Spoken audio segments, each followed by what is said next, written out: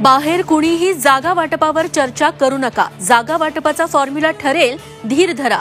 मुख्यमंत्री उपमुख्यमंत्र्यांच्या मंत्रिमंडळ बैठकीत मंत्र्यांना सूचना.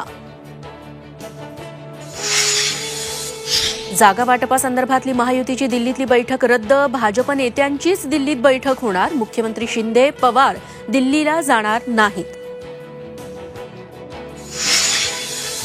महाविकास आघाडीचं थेट जागा वाटप जाहीर होणार. महाविकास आघाडीची जागा वाटपासाठी आता कुठलीही बैठक नाही.